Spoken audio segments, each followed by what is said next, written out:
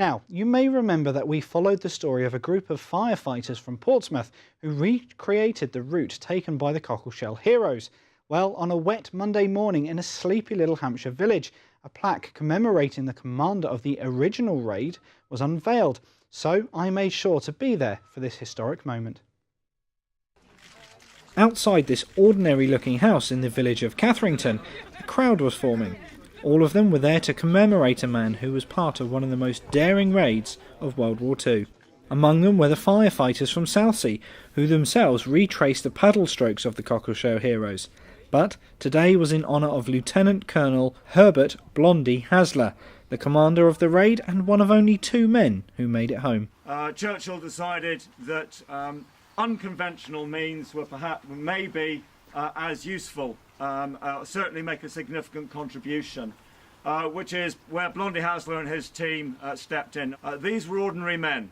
Very few of them were regular Royal Marines. They had no idea what it is they were volunteering for other than for hazardous duty. All the more remarkable. They know they were going into harm's way. They understood the strategic big idea in terms of trying to prevent supplies coming into Nazi Europe and trying to keep the German Navy tied into the defence of the ports rather than out attacking the convoys coming across the Atlantic. Had they closed the Atlantic Bridge, we would not have won the war. Huge honour. He's part of our Royal Marines heritage, he's part of our naval heritage. He was a founder member of an extraordinary group of people called the Special Boat Service, and yeah, it's a huge honour.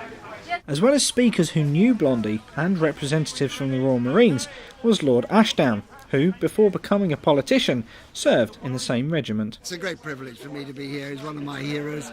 He's done an extraordinary thing. His most extraordinary achievement, apart from the courage and apart from being able to get back, was to take 8, 9 perfectly ordinary young men and to invest them with the courage and ability, self-confidence, to carry out one of the most iconic and remarkable commando raids of the Second World War.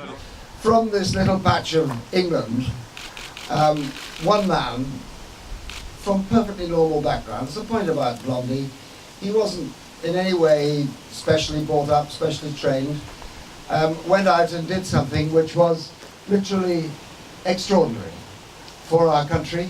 In writing a book about him, you really could not help but to see the extraordinary quality of this man shine through. He was an individual. He was somebody who, unusual in his day as an officer, he didn't command by the pips on his shoulder. He commanded by example. It's why his Marines loved him. He was perhaps a little distant from them, but they accepted his authority absolutely immediately because he never asked them to do anything which he had not done himself, and which indeed he had not done usually rather better than they could. And when I was privileged myself to command the SBS in the Far East, that spirit won through. You were a team, you were a close-knit team, and every man of that team mattered. And that was, I think, the unique thing he did.